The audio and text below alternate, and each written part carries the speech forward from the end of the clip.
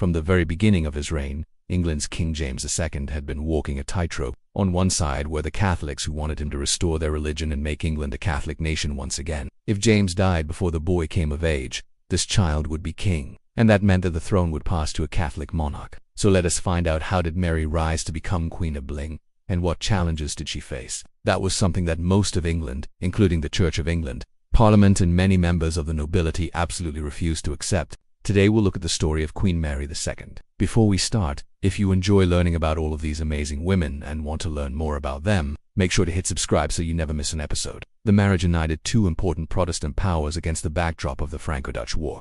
She also faced constant danger from French and Italian troops who invaded the country during the war. But through it all, she remained steadfast and courageous. She visited wounded soldiers on the battlefield, consoled grieving mothers who had lost their sons in the fighting, and even helped to organize defenses against the enemy. They were known as the Immortal Seven, since if they were caught plotting against the king, they could be executed. To everyone's surprise, there was almost no bloodshed. Many English officers defected to William, either because they hated James or because they wanted to avoid a civil war. As word spread that William had landed, thousands of people flocked to the coast to cheer him on. It was a landmark document that laid the foundation for modern democracy in England. They brought stability and prosperity to England, and they defended it from foreign threats. Mary was particularly active in foreign affairs. When William was away on campaign, she served as Lord High Admiral, and she managed the war with France and the Dutch Republic. But that is a story for another day. We hope you've enjoyed learning about all of these incredible individuals and the contributions they've made to our world. If you want to continue to learn about history's most influential women, be sure to stay tuned.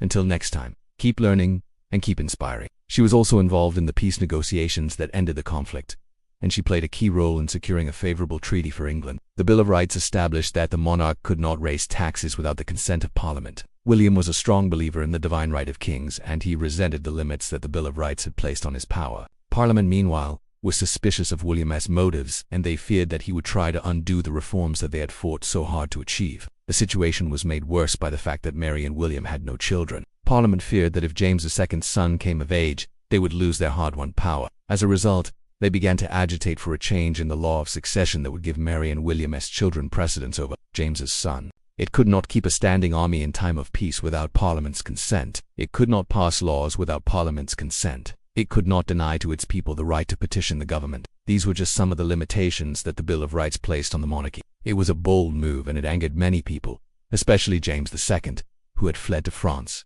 He vowed to return and restore absolutism in England, but he never did. By the time he reached London, he had an army of 40,000 men behind him. James, meanwhile, had only about 10,000 troops, most of whom were foreigners. James fled to France, leaving behind his wife and children. It was clear that the game was up. The group invited William of Orange to invade England and depose his father. Many people felt that Mary had betrayed her father and her country by inviting William to invade. They were greeted by cheering crowds who had come to welcome them back. However, their return was not without controversy. Others argued that she had simply defended the rights of Protestants and the liberties of England. Mary was deeply affected by the criticism. She loved her father, and she felt guilty about what had happened to him. But she also knew that she had done the right thing. She had saved England from a Catholic monarchy, and she had preserved the Protestant heritage of her people. He had nothing to lose and everything to gain, so he took the risk. They promised him that he would be crowned king if he succeeded. This was a risky move. The English Channel was heavily patrolled by James's navy, and there was no guarantee that William would be able to land troops in England without being detected.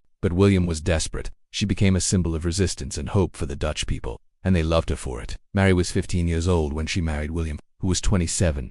The couple did not get along well at first, but they grew to love each other over time. They shared a deep religious devotion, a commitment to public service, and a mutual respect for each other's intelligence and determination. The issue was debated for weeks, and it divided the country. In the end, it was decided that Mary and William would be crowned joint sovereigns. Mary described him as the most conscientious man she knew. This was a revolutionary moment in English history. For the first time, the monarchs were chosen not by bloodline alone, but by Parliament. It was a victory for constitutionalism and for the idea that no one, not even a king or queen, was above the law. William was intelligent, honest, and brave. He was also handsome in a rugged way that appealed to her romantic nature. Mary was beautiful, intelligent, and compassionate. She had a quick wit and a charming sense of humor that made people feel comfortable around her. She was also deeply committed to her duties as a princess and a future queen. She studied hard to learn the intricacies of government and law, and she traveled widely to meet foreign leaders and negotiate treaties. She was also known for her piety and her commitment to the Anglican Church. Also, don't forget to check out our social media, where we share additional content and information about our videos and Queen Mary. On the other side were the Protestants who feared this outcome, and James, who was himself Catholic, had done little to assuage their fears. She knew that this meant that her chances of ever becoming Queen of England were slim to none. She wrote to her father, expressing her disappointment and asking him to reconsider his decision to raise the baby as Catholic. But James was adamant. He believed that it was his duty to restore Catholicism to England, and he was willing to risk everything to do it. Mary was devastated. She loved her father, but she could not forgive him for what he had done. She felt that he had betrayed her in the memory of her mother, who had always been a staunch Protestant. She also knew that if James died before his son came of age, the throne would pass to a Catholic monarch. That was something that most of England, including the Church of England, Parliament, and many members of the nobility absolutely refused to accept. In fact, he'd actually made them worse. In June 1688, James's wife, the former Italian Princess Mary of Modena, gave birth to a son, making the succession question even more urgent for the English people. Rumors started spreading that the king was about to flee to France and establish a new Catholic dynasty. This made Mary's position precarious since both of her parents were alive, and her younger half-sister, Princess Anne, was also very young. According to the rules of primogeniture, James's son would take precedence over Mary should he outlive his father, but there was still time to see whether the boy would survive childhood. Welcome to the series, so let's dive right into it. Mary Stuart was born in London in 1662, and was the eldest daughter of King James II and his wife, Anne Hyde, who was the daughter of the Earl of Cleveland. Anne died when Mary was just 2 years old, and soon after her brother, Prince Henry, died too, making Mary the heir presumptive, meaning that if James didn't have any more children, she would become queen. Mary was raised a staunch Protestant like her mother, and although she loved her father dearly, she could never quite get over the fact that he was Catholic. James was married to 2 women, first Anne Hyde and then to Mary of Modena, who bore him a son. In 1677, Mary was married to her cousin, William of Orange, stadtholder of the Dutch Republic, a position which he inherited from his father, William Letts. Life in the Dutch Republic was difficult for Mary. She missed her family and friends in England, and she struggled to adapt to the language and customs of the Netherlands. When news reached the Dutch Republic that James II had given birth to a son,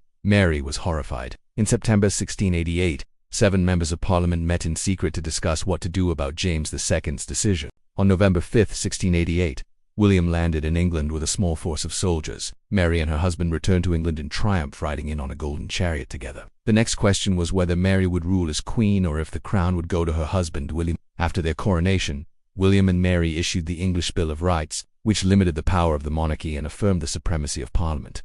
Despite the challenges, Mary and William's reign was a successful one. Throughout their reign, however, there was a growing tension between William and Parliament. This conflict would eventually lead to the fall of Mary's reign and the beginning of her sister Anne's rule. As we wrap up this episode, we want to thank you for joining us on this journey through the lives of amazing women throughout history.